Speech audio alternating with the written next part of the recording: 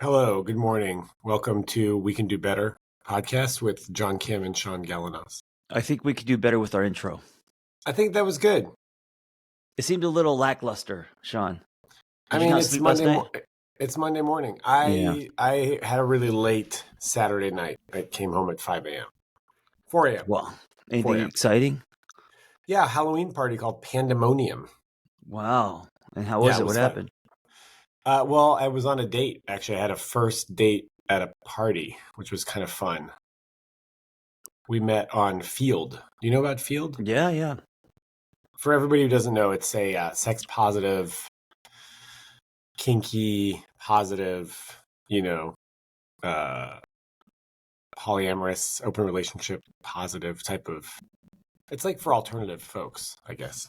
So do you go on field when you want to satisfy kinks, or no, field is just for anyone who's kind of non-monogamous? Like why field as opposed to, Bumble or the other dating app?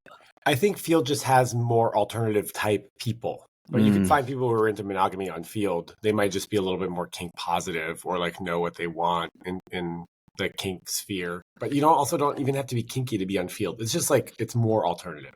It's yeah. less mainstream. What makes you alternative? Not being mainstream. It seems like Field is kind of like the edgy underground dating app. Yeah, you can You know, you can have sexier photos that are hidden until you match with people. mm, There's and there's a lot of I learn new terms on that all the time, on Field all the time. Actually, one that I learned recently is swerf and turf. swerf and turf. What is that? Those are two different words. Swerf is sex worker exclusionary radical feminism. So it's basically a label for a woman who supports mainstream feminism but opposes sex work, believing that is ultimately oppressive. So Mm. it's feminism that excludes sex workers. Oh, that's interesting. I Eh, what? It's not really Yeah, fair it's not fair. No, because how do you say you're pro and empowering women and then but not these women? correct. Yeah, Yeah. yeah, absolutely. So that's something that I learned. There are people that are like, yeah, no swerfs, no turfs. I don't What's a want to. turf? A TERF is a trans exclusionary radical Mm. feminist. So it's a feminist that excludes transgender women. Things are getting very complicated in this Yeah, world. I mean, when I have to go look up terms Yeah. online, Yeah. it's getting complicated. Everything is in fine print, and you must read things, or you're going to offend someone, But also, we're going to offend people no matter what. no matter what. And we're Yeah, just trying, hopefully we do the best we can. yeah. Hey, speaking of fine print, if you ever think about having a child, what is in the fine print that no one reads is you'll probably get scattered sleep, maybe for the first 8 years. I think I would say that the first 8 years. Imagine after the first 2 years of getting the routine of the baby now sleeping, imagine a little gremlin at any time of the night um, will come into your room and jump on your bed. Probably 5 out of the 7 nights. You don't know when, you don't know what time, and then turn sideways. Just and then it's then you and your partner probably can't sleep the whole night. You know about Hell Week? If you want to become like Only in the a, fraternity. I think yeah, maybe it's for fraternities, but I think there is like, if you're going to be like a Navy SEAL or something. Oh yeah, you don't sleep, right? Yeah. So this Sleep is like, deprived. that sounds like that, where you have Well, like a I'm okay toddler. with it. I'm okay with it because I've had insomnia and so I adjust pretty fast. Vanessa it's crushing her, man. I mean, when she doesn't get sleep, she's a different person. So What's the solution here? I feel like listeners are going to tell us in the discussion post, but like, yeah, what? and it's not everyone, it's not every child. Of course. But I just it's something that no one ever talks about. Is that if you have a kid, the idea that they're going to come into your room. And of course, we could, prevent that. We could train her. We could do all these other things, but that's really hard too. So we have a king size bed, and she jumps in 3 o'clock, 2 o'clock in the morning, pretty much every night. And then she turns sideways, and when she's sleeping, she tosses and turns, and so in the middle of your bed, you just have this Yeah. chaos, this little tornado.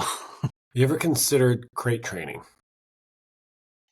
There is sleep training, which is controversial. We did that early on, which was great. It got us sleep, and then now as the child gets older, uh, at 5, she's gonna bang on doors and shit. So unless you start putting locks on doors, it's really hard to. They start rebelling.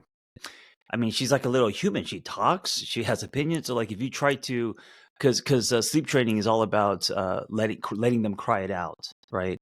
And so at this age, the only way we can do it is if we like put a lock on the door, and that's, I mean, it's tough to put a lock on the door and your child screaming and all that. So I was going to suggest that there must be a way to you said prevent her crate. from. Maybe crates are the way to go, like you said. Put a lock on Well, a crate. crates, yeah, we just don't tell anybody that you're crate training your child because I No, feel no, like no. Yeah. they'll come for you. CPS. Yeah, you in a crate, and then you just put a thick blanket over the crate, and like birds, when they're in darkness, it makes them calm. So maybe that would help the child. Is a padlock and a thick blanket over the crate. Um, so I maybe we'll what try that. I will say that crate training for a dog is absolutely required and like Oh yeah, no, game but changer, yes, game 100%. changer. Yes, And game people hate changer. doing it. People hate Yes. doing it. So I'm wondering, you know, what if you did put a lock on the door? What would happen? I think you can, and there are sleep trainers who believe you should to a certain age. I just don't know at age now. I mean, she could kick the door, she could bang the. So when the child is very young, like 2 years old, sleep training, it just means she's in the crib and she's gonna cry for like 30 minutes, and it's controversial. Some people say Yeah, yeah. it's or some people, It's going to and traumatize them. yeah, but it is exactly like what you're saying with the dog, where it's one of the only ways to actually start getting sleep as a parent, and then you lay tracks for uh, the rhythm and the sleep patterns for the child. And I think it saved us, but as a but 5-year-old, 6-year-old, I don't know, man. That would be tough. Well, here's my concern is that at that age, they could do all sorts of other shit while Oh you're yeah, sleeping. they could They could walk out the front door. they could do anything. They could Yeah, they're like, "Oh, you don't want to let me in? Well, yeah I'm going to make some eggs, you know?" they could grab your phone and call the police and be like, yeah, my parents are locking the door. I mean, Well, they where's could. no, the phone's in the bedroom, dude. Well, she has an iPad. And anyway, Oh my god, she's trying to call 911. I Like wouldn't be surprised, man. FaceTime 911 operator. These little gremlins are savvy. Anyway, all that to say that, yeah, very little sleep last night. All that to say that yeah, think about having kids. Yeah, think about having kids. Think about having kids. I keep, last week I said you said something about like, oh, when you have kids or something, and a couple weeks ago I told you that I thought I might not have kids, Yeah, and it's that might be a reality for me. but is it because of things like this, the adjustment of life, sleep, and all that, or is it Yeah, more because you feel like why would you not have kids, or you don't really want kids? well, I always thought I would have kids. I thought I would have 2 by 30 because my parents had 2 by like 26 or something. Yeah, wow. And that's a different generation. But then Mhm. I'm like, dude, I have like a hard time just taking care of myself. Yeah, yeah, And I I get it. know that having a kid would throw me in the deep end where like I will adapt and I will be a great dad and all that kind of stuff. But I'm like, dude, it's already so hard for me emotionally just to like live my life. Like I can't even imagine having to care for a human.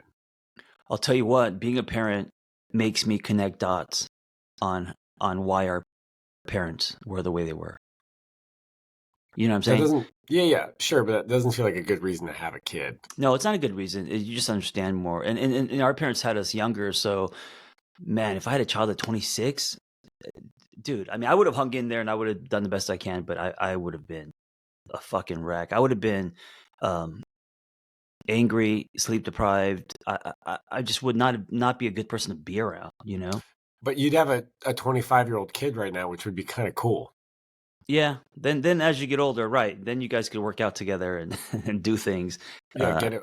I rode motorcycles with my dad, not a lot because my yeah. mom, she wouldn't actually let him go for rides with me because if I died, she would never forgive him. Yeah, yeah. And so he had to sneak. We snuck away for a couple motorcycle rides, but Wait, how old were you 35.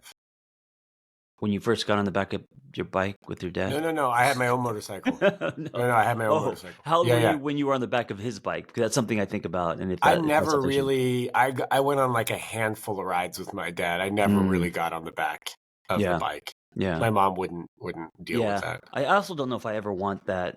Just because if we go down, I mean, the guilt. If anything happens to my daughter because of me, that would be hard to live with. Yeah, Yeah, 100%. but I'll throw you on the back of my bike. Yeah, I can't wait to ride 2 up, dude. It's gonna be so fun. Just me and you going up to Idlewild, a couple hours, Wheelies. just holding on Yeah. tight. What We're about we put listening. you on? What about we switch it up? We put you in the front. Yeah, And facing you. I get yeah, it. yeah, yeah. Listening That's to the. Bone Thugs. It'll be sick, dude. Let's do it, man. Let's I change feel like the that's change the temperature. illegal. It might be illegal, but hey, speaking of dudes on bikes, have you ever seen ever? I've never in my life seen two men on a bike. We've already talked. Heterosexual. We can't talk about this again. We've already went through this. Oh, did we? We had a whole conversation on it, like No. episode 5 or something. God, we were running out of things to talk about, Sean. No, we're not. It's just that you're bringing up the goodies. You're bringing up the classics. Oh, shit. Nothing wrong with that. Okay. Nothing. It's too early to be in syndication. Yeah, totally. Yeah. I've got a whole list of shit. Okay, first of all, remember we didn't know why they call it Molly, MDMA, why they called ecstasy Molly. Mm-hmm. Back in the day, it used to be all these like pressed pills. When I was raving back in the day, we'd buy these pills from the dealer, and they would have a little stamp on them, and it'd be like a Mitsubishi logo or something, or a dolphin, or so we'd be like, "Oh, you got any Mitsus?" or like whatever. Like that's how you knew what the code word. Yeah. Well, that's how also you knew like what. Like sometimes it'd be like, "Oh, dude, the double stacked Mitsus were so good," you know. They were sort of all kind of different blend of Molly, and then some, there was like speed in there and all this other shit, which made them really fun, but also like the come down was pretty bad. Yeah. And then at some point, people started getting pure MDMA, pure molecules. Oh, that's where the Molly. I thought it was named after like someone named Molly, but yeah, molecules. So thanks to a listener for dropping that in one of the comments. Nice. The more you know. The more you know. Yeah. So I just wanted to close the loop on that. Hey, go coming back to sex workers. Yep. This is a pretty wild question, but have you ever visited or seen or paid for? I knew this was fucking coming. Sean never preps me. He just so we come in here and we just hit record, and I'm trying to go humor two dudes on a bike, keep it light, and then Sean asks me things that I don't know. He asked me things that I don't know. I wouldn't say could get us canceled, basically. I don't think that would get us canceled. It's just such a it's one of those questions where you like if you ask someone like, have you ever cheated? And then they're like thinking, publicly you ask someone that, and they're thinking as they're backpedaling, fuck, do I answer this honestly? If I say I did, what's going to be the pushback? And also being a professional, it's one of those kind of questions. So Sean's really good at that. I applaud you for the swing. Thanks, man. I mean, the pitch. That's the pitch. You also don't have to swing. Like if at any point you don't like that. Answer. I don't like that because then I feel like we're teasing the audience. No, it's not a tease. I think it's okay to have boundaries. I think it's totally fine for you to be like, hey, you know what? I really don't want to answer that right now. I think that's totally fine because I think boundary setting is important. And I won't make fun of you. I won't be like, oh, come on, dude. I would just be like, cool. And then I'll answer it. Like, I really want there to be space for there to be things that are sacred here, even in this podcast. Early 20s, first relationship. I think we were 5 years in. I thought I was going to marry her. Have not had a lot of sex or sexual experiences with many people at that point. And I was like, I'm so scared that I'm going to marry this person and I'm just going to have sex with this one person for the rest of my life. What do I do? And in my 20s brain, I thought, I'll just I'll explore like masseuses. I'll explore sex workers. Less of like full sex, more like happy ending, stuff like that. And so I got a few of those, and I thought, okay, this is how I'm gonna get it out of my system. And I convinced myself that if I do this, I'm doing this for her. I'm doing this so I don't cheat. I'm doing this for when we get married. Here's what's funny: we never got married. Obviously, it was it was young, early love, and she ended the relationship just because it kind of fizzled out. It wasn't devastating or anything. Flat And soda. then it was a flat soda breakup. Like 30 years later, when I was becoming a therapist, we ran into each other in an Al-Anon meeting, because when you're becoming a therapist, you have to put in a certain amount of hours and all. So I've been to like hundreds of meetings, and we ran into each other, and we're like, hey, let's catch up. We go eat, and she's like, I have a confession for you. When we were together back in the day, I was at a concert and I ended up kissing some dude at a concert. So I technically cheated on you. We laughed about it. And I said, well, I have a confession for you too. You cheated on me, and I got a few happy endings. So, Oh, cool. yeah, That's a fun story. kind of cute. Not like a, crazy story, but I guess the answer is No, yes. I mean, yeah, it's kind of edgy though, because you were in a relationship, and so you're sort of admitting to have like went outside your relationship for a sexual experience. Yep. And and also when I was single, I have once or twice I have, because there's something there's a fantasy component to it. And then what's that movie?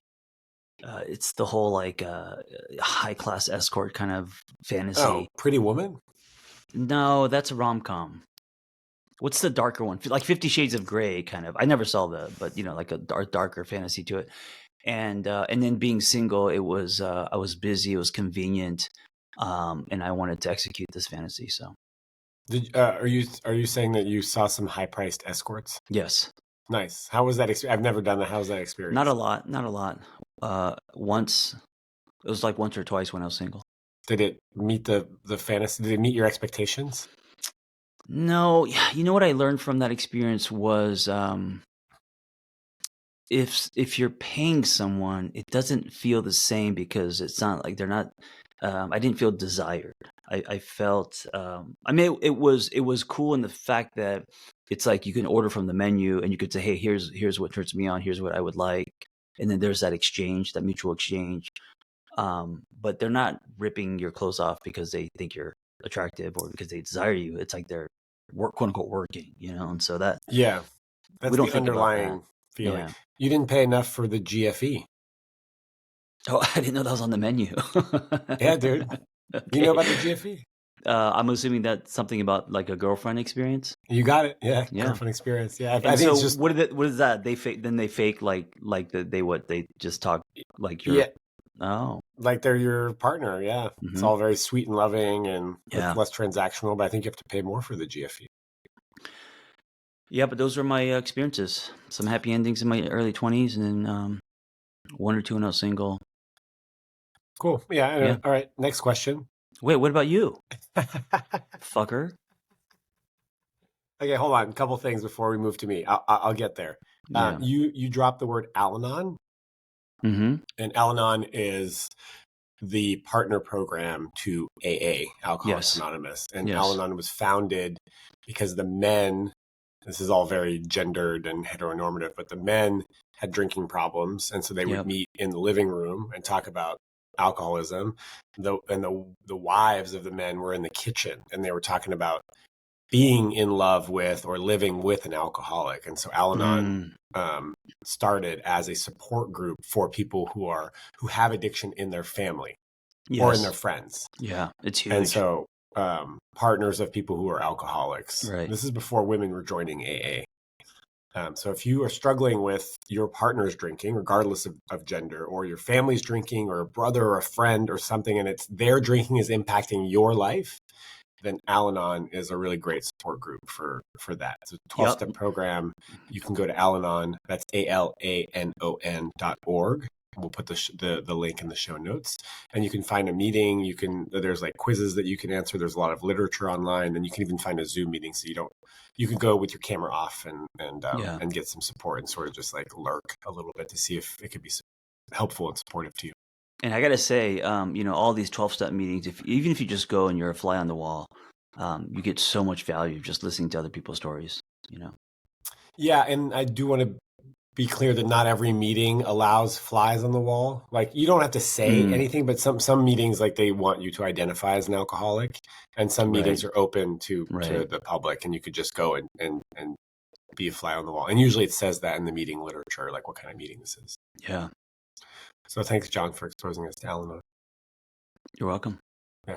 I did a little Al-Anon myself as like, just because I think dad struggled with alcohol. And when you're an alcoholic in 12-step recovery, then a lot of your friends end up being alcoholics. And so you absolutely can identify as someone who might need Al-Anon because you're surrounded by alcoholism. Yeah. So that's number one. Number two is the happy ending massages, I think, are very common. Well, you were on the other side. You were giving them. I was giving them. Yeah, I was giving them. But I think for men, there's a lot of men seeking happy ending massages. Yeah. And there's also some question as to, hey, is this cheating? Right? Like, so I think some guys can justify the happy ending as not cheating because in their brain, they've done the mental gymnastics required. But I think it's not in a course that you will file it under not cheating. Yeah, but I think most people would find that inappropriate and totally a boundary, a massive betrayal of the relationship. Well, here's how you know. Flip it. Imagine your partner. Are you cool with, you know what I'm saying? Flip it and see, imagine your partner getting a happy ending massage. Or, you know, how does that make you feel? Would you say that's betrayal? And most people would say yes. So yeah. That's a very good litmus test. Very simple litmus test of just flipping it. Yeah. Yeah. Okay. I've actually had 1 or 2 experiences at a brothel in Panama. Oh, interesting. I moved to Panama like in my early 30s for a year. I was starting a hostel in Panama City, Panama. And I had a really hard time. I wasn't meeting people and I was starting to get really bad. And that's the same time that I read Neil Strauss's The Game. Yeah. And so I was like, oh, I got to use the game strategies. And it felt so bad and like weird. And I was like getting really desperate. And my friends were like, dude, you stink. Like you stink of desperation, you know? And so my buddy was like, come on, let's go. And he brought me to a brothel in Panama. And how was that experience? Because I would assume, like for me, the fantasy was like, you know, the like risky business, right? It was the very attractive woman coming to your house or meeting somewhere. But a brothel where it's like you literally have a menu you're ordering. Is it pop the fantasy bubble? Is it kind of because I've never done that. I don't think I'd be attracted to going into it's like going into a restaurant for sex. Yeah, I mean, I think I like kind of dingy, like you late night parties. So like it kind of makes sense. It kind of feeds that part of my soul a little bit, like being in a place I shouldn't be and sort of like a dark underbelly.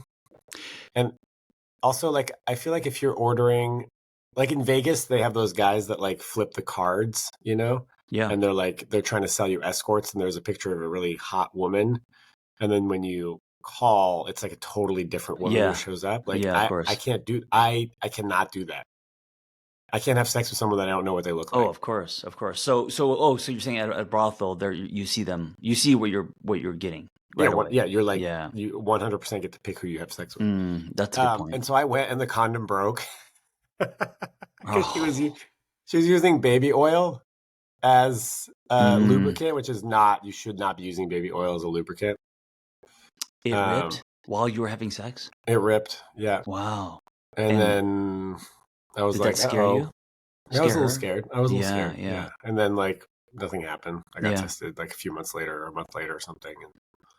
But it did lift the veil of desperation. I was no longer as desperate after having sex. Calm clarity.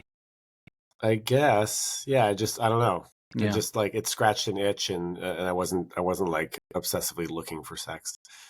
So it was a fun experience. I mean, it was, I don't know. I don't know if I was like, I left there feeling like great about myself. No, I don't think you do. There is, and I don't think there should be, but there's like shame and guilt and kind of like a grossness that you feel if you're paying for it. Yeah. And I don't know if that's society. I don't know if that's our own stuff. Maybe the secretiveness of it, or I don't know. Maybe in other countries where it's more open, it's like not a big deal. It's like you have lunch, you pay for sex, you have coffee. I don't know. I think it depends. I mean, there is the whole paying for sex thing, so it's very transactional, and also like there is some element of like, am I using this person for sex? But then at the same time, they're using us for money, so it's like it does feel like a fair exchange to a certain degree. Yeah, and there's also a part of me that wants to support them. Like Yeah, I don't feel bad giving like I don't feel bad giving them money or on top of that gratuity. I just feel like they're I just imagine what their life is like, and they're probably also scared, and this is something they may feel shameful about. So the way that I could support is just to compensate in that way. well, that depends. I think there are plenty of sex workers who do not feel any shame about their work because it's a legitimate form of work, and Sure, they're not sure. scared because they've done it and they have control and they have measures in place to make sure that they're safe. It's a very big topic, and also I think this goes without saying that like if you're being exploited as a sex worker, we are not condoning this. This is, like sex trafficking and all that kind of stuff is Yeah, like, yeah, yeah. that's not what we're talking about. We're talking No, about no. like empowered people who choose this lifestyle Right, willingly and who are okay right. with it. We're going to get a ton of comments about this stuff. Oh, Like I'm sure. I'm sure. people really hate, Sean's always hitting the beehive like a pinata. oh my God, that's hilarious. But you know what I like? What's interesting about this and telling about us is so we always have overlap, Shaun and John. I mean, I guess even in our names, right? Yeah. Um, and then when we talk about experiences, it's like my version and Shaun's version, they are different. So like, even in this case, brothel versus the escort. Yeah, But then totally. the overlap is just being two dudes that have experienced this, Yeah. so. I hired a trans woman sex worker in Thailand.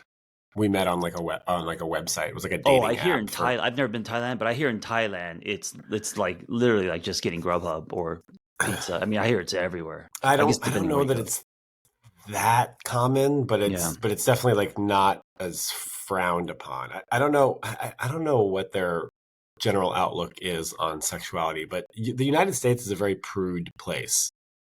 dude, I have a friend, female, who went to Thailand, and she's like, you know what, John? There was a lot of hot male sex workers, and I said, fuck it. I was single. I was like, I'm gonna go eat laid. And she paid for one, and he was like this, abs and really attractive physically. And he just pulled her into the restroom, and he's like, and she said it was amazing. And I was like, good for you. And she's like, yeah, everyone around me was like, what are you doing? You're crazy and all that. And I was like, awesome. I love that you like did that for yourself. Here's what's coming up for me.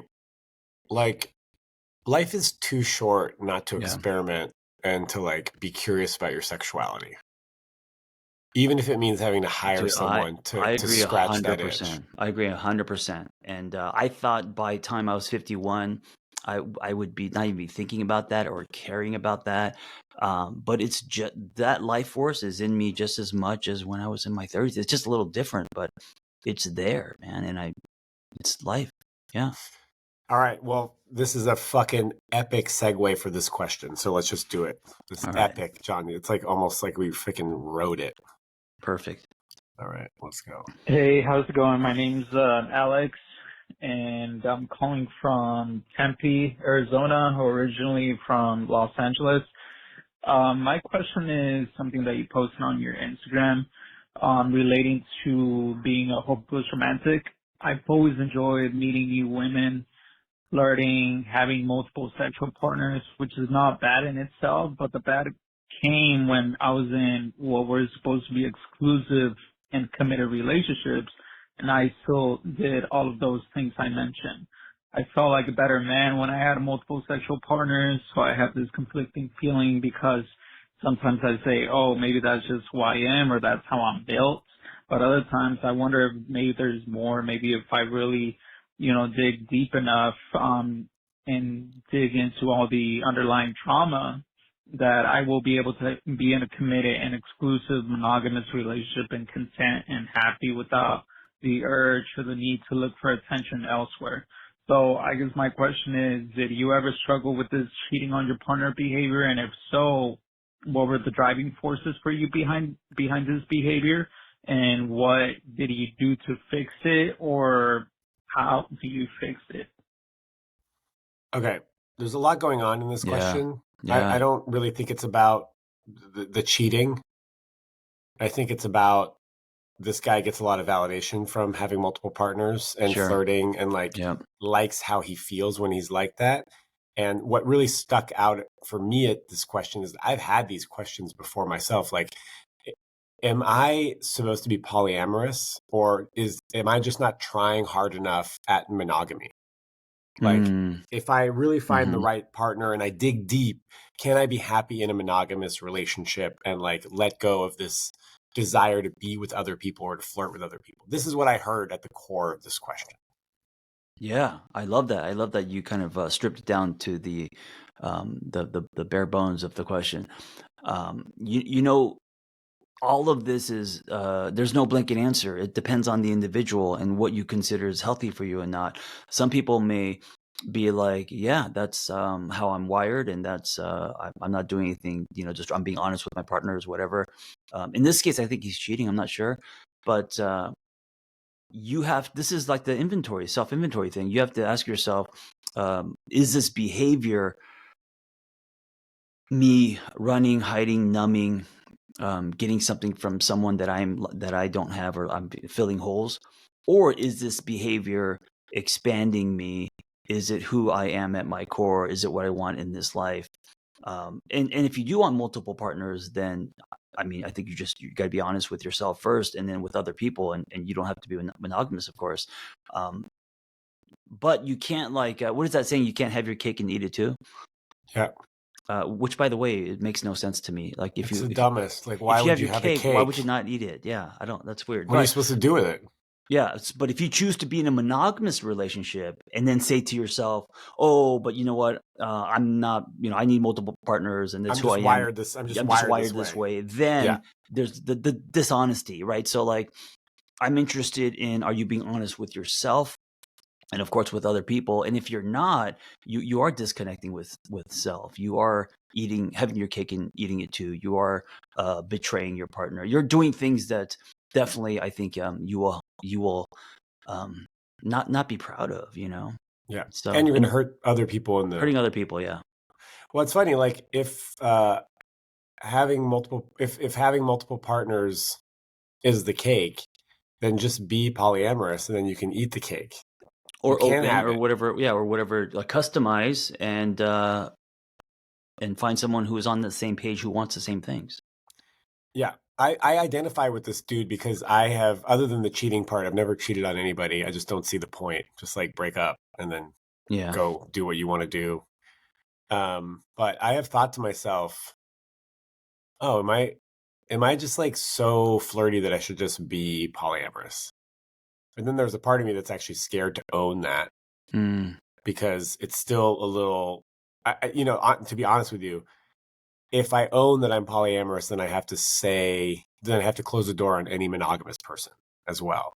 Well, you also have to be okay with your partner loving other people. Yeah. You know, which is are you? Yeah. Is that? Do you think you can or no? It's funny. I had that conversation today or this weekend. Yeah, I think so. Yeah. I could see you. You know, you're the kind of person. Even if it's hard, you would I think get into a room and process it. And you seem like someone who would not just react from it, but actually look at it, where's it coming from, and really give it a healthy try. You know. Yeah. I'm open. Like, I am very open to processing and like saying the real things. I had a whole bunch of situations this weekend that were crazy. Like, we had a lot of conversations with different people about the elephant in the room. And it feels so much nicer to get it out there. Yeah, of course. Like, needs are met, people are being seen, feelings are being processed. Like, it feels so much nicer and freer to do that. I think the biggest thing about loving multiple people is who the fuck has the time? Who's got the time? I mean, one relationship requires so much to love multiple people and to show up emotionally and, you know, date them and spend time with them. That's, to me, it feels like a full-time job. Yeah. I mean, I think people, I might have said this before, but like partners will like share each other's Google calendars. They have like a date Google calendar to see like what the openings are. Yeah, that is the next level. Holy shit. I don't know, man. I mean, listen, Nothing's impossible these days. I mean, I hear new things every day on how people are living and what they're choosing. And so, yeah, I think that customization. the customization, yeah, I mean, you wrote about like the traditional model for relationships. We could throw it out the window if we want, and we can build something from scratch. Oh, I agree with that 100%. Yeah. I like that. Vanessa and I went backwards. We met, blind date, had a child, then bought the house, then got married. We went all back, and I think this is the way to do it. Most people meet, get married first, right? They sign They buy the house. they buy the house, and then they have the child. And by the time they have the child, they're like, I don't even know if I want this. And then the child brings up so much in the individual, and it's such a journey. It's probably the biggest journey, one of the biggest life-changing journeys for any couple, that if you put that at the front, you're going to know if the relationship can withstand that. If you put that at the end, it's like you've already bought property and got married and you're kind of locked into this thing. And now you guys realize we can't do this. I feel like that's the wrong way to go. It's like, but anyway. I mean, dude, what if you have the kid and you go, oh, actually, yeah, it's not going to work. Yeah, no, I know. And I think that's what I'm saying. I think if you front load it, you know, It's very better? fast. Oh, you mean what if, oh, well, What if about you, all the people who should have gotten married first to realize that they shouldn't have kids together? no, but if you have the kid first, you know, you live together, then have the kid, and then if you realize it's not going to work, I mean, you guys could arrange something, co-parent, do something before now buying property, like before committing more and more and more, you know? I don't know. You're making it sound like selling a house is more complicated than co-parenting for 16 years. Marriage, house, all of these things that we try to do before the kid, I think, this is just for me. Many people will disagree, because I followed that blueprint early on and it didn't work. I think you just knocked Vanessa up, and then she was like, yo, you got to lock this down. You got to like marry me, and we got to buy a house together. That definitely was not the case. Yeah, we're very open as far as like there are no shoulds in our relationship as far as, okay, you did this, now you need to do this. There's just a lot of checking in and you know, where we should be, what's honest to us at this point in our lives, that kind of thing. Well, speaking of getting married, this time next week, you will be married again, I think, right? You're already married? This is well, we're doing the ceremony, so yeah. You're having a wedding. We're having a wedding, but we're really making it more of a celebration party. Less about the actual getting married, more about spending time with friends who normally would not be in the same place because we've collected them through all the corners of our lives, you know, chapters of our lives. I'm honored, man. I'm excited. It's going to be fun. Yeah, it's just a handful of people in Mexico. So the tickets to get there were so insanely expensive. It was crazy. Oh, sorry, man. Sorry. You know, because you're coming from where? Canada? From Montreal, yeah. Oh, shit. Well, here's the thing. There's a direct flight, but it's like some weird ass company called like Suntour or something. And they only have one flight a week. And if you go and look up reviews for Suntour, it's a fucking nightmare. Yeah. And so I was like, this is going to be one of those things where the flight gets canceled and I don't end up going. And so I paid for the more expensive ticket that had like more flights so that they could like reroute me to get there. Well, look, I can't guarantee an amazing time, but so far it's set up to be pretty amazing. Why would you not guarantee an amazing time? I just can't guarantee shit like that. I'm not going to be wedding in Cabo. Of course, it's going to be amazing. Oh, I don't know. I just can't guarantee it. So I had to go shopping this weekend because I don't have beachy, flirty, fancy outfits in Montreal. Yeah. Everything's in storage. So I went to the whatever department store or something, kind of like a middle range department store, but like they don't have. It's all fall and winter colors. They don't have any summer stuff, right? And like Mexico in November is like total summer beachy vibes. So we found some stuff, and I found some linen shorts, and I'm waiting to get them hemmed because I wanted them shorter so I could show off my legs more. Oh, nice! I love it. Yeah, so I'm gonna go pick those up today. The guy was like, "Oh, you want these shorter?" And I'm like, "Yeah, like much Shorter. Yeah, shorts. I want them shorts above the knee. Above the knee, yeah. Yeah, they're not even Mid-thigh. pants. It's gonna be 80, so it's gonna be shorts and just t-shirts, shorts, taco trucks, dancing. Very different than the first time I got married, which was 150 people on a farm in Oregon with a white dress and the whole all of that stuff. Whoa. What? I mean, that's different. Well, of course. I mean, that's like a real wedding. Yeah, I did that. I did the real, the cans dragging behind the limousine and the happily ever after. I did all that, and it's maybe that was, I don't know if that was honest to me, but we both did it because we were young, and that's what you're supposed to do. But now, as a 51-year-old with choices, we're like, no white dress. Vanessa's gonna be in like a Mexican, I don't know what it's called, but it's like a poncho. Like a poncho, yeah. I'll be in board shorts. No, she's gonna be in like a floral. I don't know. Like I'm imagining, what I wanted was 90s Antonio Banderas kind of thing. But my suit's green, forest green. I got floral shit on it. I got flower shirt, no tie, cool. no, yeah. Great. I can't wait. Literally a taco truck on the beach, on the sand, taco truck. Oh wait, I'm sorry. Flip flops? I didn't know the wedding was actually on the sand. It's on the. I mean, yeah, but people are still wearing shoes. It's like grass sand, but it's a private beach. It's not. Okay. It's not, yeah. They're not. There's going to be people laying out, getting. Right. People aren't playing like paddleball behind you. And it's also not the kind of beach you're used to. The nude beaches. The people will be wearing clothes. Oh, that's when you said beachy fancy. I figured naked would be fine. I don't know. Maybe for you by the end. Hey, so flip flops, okay? Dude, whatever you want. Whatever there's no, I'm wearing like something a little bit more. I can't wear flip flops. No, you can't. I'm wearing a suit. I bought a fresh pair of Vans for your wedding. Yeah, you're the Vans guy. I love it. Okay, here. So this is like a really stupid thought. Oh, do you still want to go skinny dipping? Sorry, side note. You still want to go I don't want to go. No, okay. I don't. Yeah. And I am getting a tattoo on Wednesday, which means I'm kind of fucking myself from like being out in the sun swimming perspective. Oh, but right. Yeah. I also don't want to find a new artist in LA or in like I have an artist. I have an appointment. So you'll be fine. Yeah. Yeah. I'm kind of excited about the second tattoo, by the way. Nice. Okay. What was the time between the first and second? Like literally less than a month. And I knew this was going to happen. 3 weeks. There we go. Potato chips. Yeah. Boom. Sleeves, back tattoos. Happening. Yeah, maybe I'll get on my leg.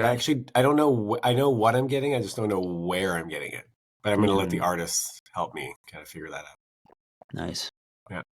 Okay, here's a random thought that I had that my friend and I were kind of talking about last week. Like, we know that they're like moms, like women will have a child on their own. Mm-hmm.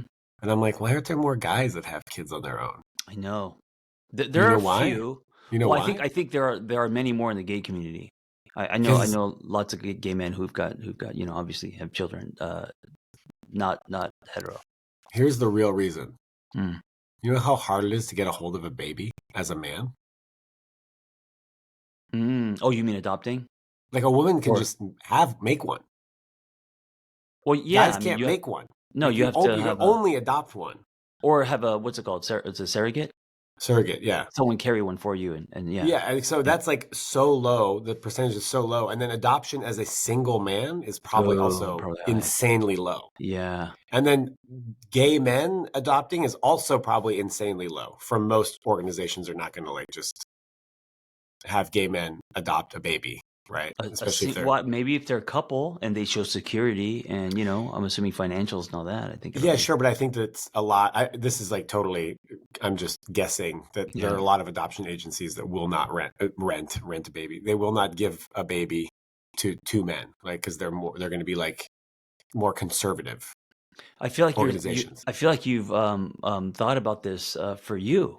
As a single man? No, absolutely not. Okay. But my friend was like, because my friend just had a baby on her own, and I was like, why aren't there any more single dads? And she's like, because guys can't make babies. Right. It's like really hard for a guy to get a hold of a Hold of a baby. baby. Yeah. Yeah. Anyways, Well, just I think there's that, but I also think there are maybe it's changing now, but I don't know if there's a lot of single men who want to be a single parent. right. There's You know? that as well. Yeah. Yeah. I don't feel like I have this deep desire, Right. like the calling to be a father, you know? Yeah. Not everyone. There are some men that do, but yeah, as far as the masses, I think. Well, here's my therapist and I were talking about like I've just been struggling a lot lately, just Mm, feeling purposeless and like low energy, and I am going to get my testosterone checked because that could just be like the obvious solution. sure. But my friend and I were talking about like how I'm not going through a burnout. I might be going through a burn in. I think we talked about this last week. Like Mm-hmm. I don't have enough responsibility. I don't have enough Right. constraints. I have like literally unlimited liberty and freedom. Yeah.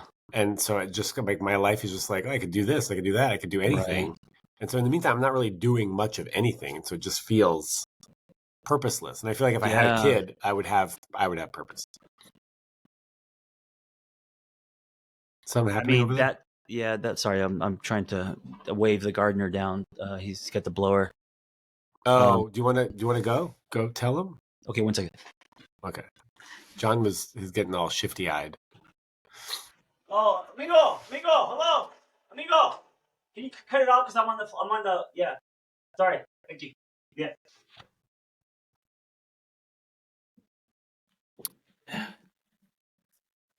Did you tell him? You didn't tell him how long though. Just cut it off. Hey, look, we're We're he's almost almost done. done. Yeah, if it's not the parents, it's the gardeners here at Kim Oh, resident. dude, California. It's just like that's the state bird is the fucking leaf blower. The blowers, and I don't, man, yeah, the whole I don't. They're loud, and I don't know how effective they are. Um, they just blow shit around. What were we talking about? I was going to say something before I. That my life is Oh, purposeless and that having a child yeah. would solve that. That would be swinging way in the other direction so much. Do you know what I'm saying? So that's not middle, dude. That's like fucking going from one Yeah. extreme to the other extreme, Yeah, where yeah. you go from having complete freedom to basically, at No least the freedom. first couple, in zero freedom. Yeah. Yeah, somewhere in the middle, I think it would be good for you. And it seems like Like a that's girlfriend gonna, or something. well, structure, girlfriend, possibly, but also, you said you feel kind of purposeless. So, like, what are you building next? And which, that kind of stuff. I think when you get, we'll have some conversations, maybe Mexico, but when you get back from Mexico, and also, your move to LA, I think it's gonna start happening because it's gonna be around you. Yeah, I mean, I know that's happening, but I'm kind of I'm like in the transitional space, the liminal Yeah, space between Montreal and LA, and that's yeah, so it's just like an awkward kind of time when you just I can't really get going on stuff, and I have to yeah. like close this out, and I'm also super sad about leaving Montreal. Mm, I have like a great community here, and all my friends have just reminded me like constantly, like, "Hey, dude, if things don't work out in LA, like it's fine. You can always come back here. We love you. Like we'll mm-hmm. be here for you." And like I love that so much. Like Yeah, that's amazing. I feel grateful, super grateful to have found a place or to know that I have a place that I can always come back to. And I don't think everybody has that. Like I think a lot of people might live in a place where they just don't feel super happy, and that's how I felt in Yeah, Flagstaff. I was like, yeah. this is terrible. Like I feel super isolated. It's like a freshwater. It's like a saltwater fish in a freshwater bowl. Well, I feel like, do they die? I think they die. Well, their scales just get grayed out, and they're just Mm. and depending on your environment. I mean, if you took me out of LA and you threw me in an environment that was foreign to me that I did not like, I would get depressed very fast. But also, I'm glad you shared this because it's proof that because Sean's very active, and it's not like he's just locking himself in the house. You're dating people, you're out and about, and you are um, out of your head, out of your house. I think Oh, yeah. you do have a life, you do have friends and all that, and still having a sense of whether it's feeling lack of purpose or feeling stagnant or feeling kind of all of that can both exist too. Because I think a lot of people feel like, oh, if I'm single and I'm dating and I'm busy, then it's going to be all good. But that's not always the case. So I think you sharing that is important for people going through the same thing. Yeah, you could be doing all the things: exercise, Yeah. eating well, working, Going to volunteering, brothels. going to brothels, going to happy endings, cheating on your partner, Yeah. going to happy ending massages, Yeah. volunteering, reading, all that stuff, and still not be feeling really great. And that's okay. Right. It's just like, kind of a season of your life that might not Yeah. be a highlight. I'm Hey, also, all right, go ahead. the people that you have been dating, not working out, just single serving experiences. Yeah, hard to Yeah. say. I mean, the Okay. fact is I'm leaving, so it's not, Well, every time we do a podcast, it's a new date, a new person, someone, so. yeah, some are single serving, Yeah. which I think it's okay to date someone just because you want to go on a date, when you want to Sure. have like a friend hang, you want to have like some sort of chemistry, maybe make out. This latest person, though, I had met her at a music festival, and then we saw each other online, and then we actually had a date at this party this weekend. It was really sweet. But I told her beforehand, I go, "Hey, are you open to going on a date, knowing that I'm leaving in a week?" Mm-hmm. And then she was like, "Well, I might be. Actually, I don't have a problem with that, as long as I know that if we really get along, like, is there an opportunity for us to continue, getting to know each other? Oh, nice. Because Yeah. if there isn't, then I'm way less interested in that. But if there is, like, yeah, let's hang out." I love how open and communicative she was instead of playing games. Yeah, and myself Yeah. too, right? Like, Yeah. go on a date without telling her that I'm leaving, and then like have to tell Oh, her on the right. date, and it's like, Yeah. why are you wasting my time? Like, Yeah. I'm willing for her to say no. I'm not open to that. I'm willing to not go on a date, just so that we could be honest about the whole thing. Yeah. All right. Cool. Yeah, Except and I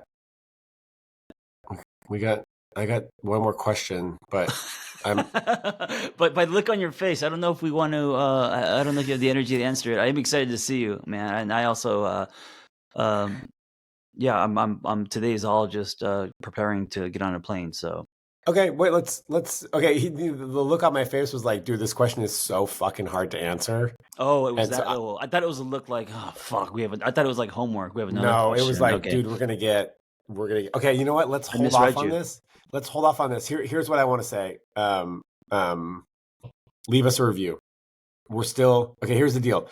If you're listening to this right now, if you're listening and you're not driving, please leave us a review. If you like this podcast, actually, if you hate it, also leave a review. Like, we are invested in making this thing work. We're at 350 reviews right now, or ratings, I think, and we need to get to 1,000, according to John. Right?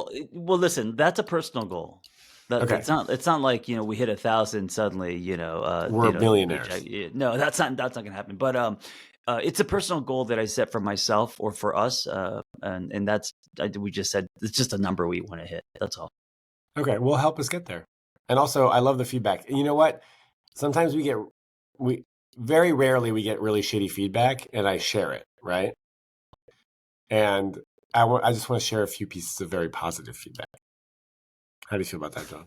Yeah, I feel great. I think it's a great way to end. I also want to say one of the things I love about this podcast is I think it's one of the only podcasts, and besides my own, which is not full control over it, is I just show up and we just have a conversation. And there's a part of me that sometimes after the episode, I find myself evaluating it or like, was it a value? Was it this? Like I find myself giving it a letter grade. And I'm fast to kind of remove that because I know that as long as we are just honest and having a good conversation, some episodes are going to land for people, some aren't. But as long as we're enjoying it, it's good. It's fun, Well, here's what's interesting is sometimes I get off the recording and I go, yeah, that was okay. Yeah, yeah, of Could have course. done better. And then I'll get feedback for that episode going, wow, these guys have really stepped it up. That was the best episode I've ever heard. Like, it's like, what? Are you kidding? And the episodes where you leave, you're like, oh, that one's gonna fucking blow people's minds, and you're gonna be like, oh, I don't know if I want to listen to this anymore. Yeah, I don't know. I think I've given it a fair shake.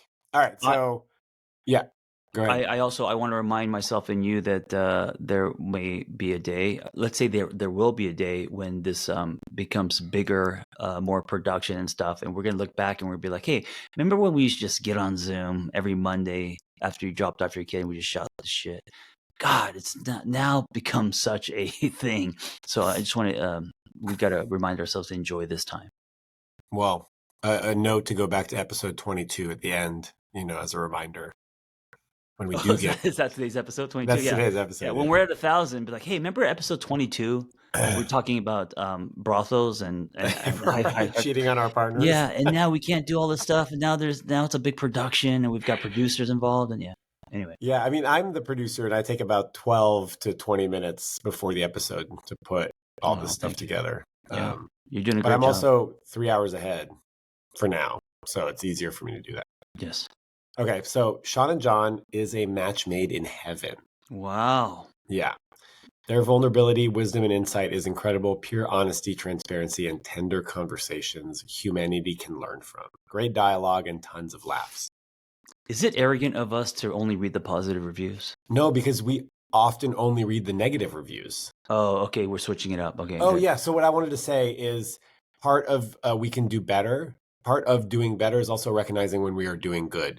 Ooh, I like that. Yeah, because you're right. Most of the time we do, we kind of embrace ourselves for the backlash or the criticism or what we can do better that people will have no problem telling us. So in today's episode, a little bit of positive sprinkled is nice. Yeah, and I think that's important to do in your life. Like, yeah, we can always be doing better, but also let's recognize when we're doing like really well. Accept the compliment. Okay. Accept the compliments. Yeah. Also, I did get a compliment from someone saying that you shouldn't touch your hair. It's perfect the way it is. Oh, that's really sweet. Yeah. And I do like your hair. I think it looks great. I think when you started growing it out like years ago, I was like, dude, this is awesome. He's like really. Oh, thanks, man. He's going full Keanu. It's really nice. Yeah, I wouldn't say Keanu, but yeah, thank you. Thank you. Yeah. Anyways. Yeah. So love this podcast. The dynamic between John and Shaun is exceptional, and I find each episode fun, authentic, and thought provoking.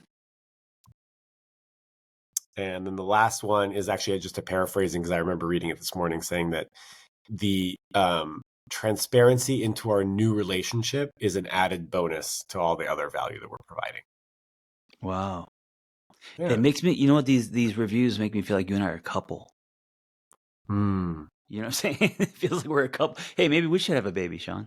Well, if things don't work out with you and Vanessa. Or do both. Hey. Or do both. No, yeah, right. No, I know. Co-creating radical relationship. Radical relationship. Yeah. Design. There's no one way anymore. It's No. it's like eating a Reese's peanut butter cup. There's no right way. How do you eat a Reese's peanut butter? That was a campaign, I think, in the 90s. Oh. There's no right way to eat a Reese's peanut butter cup. There's no wrong way. There's no wrong way. Yeah, there's no wrong way. Right now, I'm trying to bring that to relationships. I don't know if it landed, but anyway. I go around. Every time it's a new. I do it in a new way every time. Every time? Every time. Sometimes eat half. Sometimes nibble around. Sometimes like the crust, the little hard edge, and then you go I go knife and fork.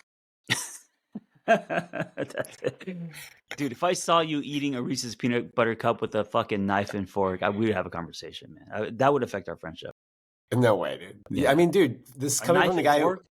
This is coming from the guy who eats fucking pizza with a knife and a fork? Not all the time. It depends on what type of pizza. Wow, but a Reese's peanut butter cup. I was kidding. Oh, I was kidding. I didn't even know that you actually ate pizza with a knife and a fork. Deep dish Chicago style. Sometimes you need a knife and a fork. Yeah, that's true. I'm not talking about slices, man. Can't fold that in half. No, you can't fold that in half.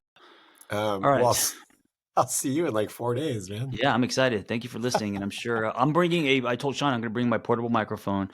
And if the mood is right and we have some time, we're going to do our first on location podcast. Okay, really quickly. I'm all about it. But the fact that you think you'll have enough time to carve out an hour during your fucking wedding while you have all of your friends there. I'm there the whole week. You're coming kind of early, so we'll see. Oh, yeah. I just think it's very ambitious. I'm totally down, but I think it's very ambitious. This is classic John shoot from the hip, like eat the whole elephant in one sitting. I'm also used to always doing stuff constantly. I mean, the only place I don't do anything is when I'm on my motorcycle. But even on my motorcycle, I've done lives. I've attached it to my bike and I go live and I'm fucking riding. So, I don't know. I just feel like it's just my life. Okay. I bring it everywhere. I won't say no, but also I'll invite you to just soak in the love of Yeah. all your friends coming to visit you and not having to work also? Yeah, that definitely is prescribed in my intention. Okay, well, I'm fucking prescribing it too.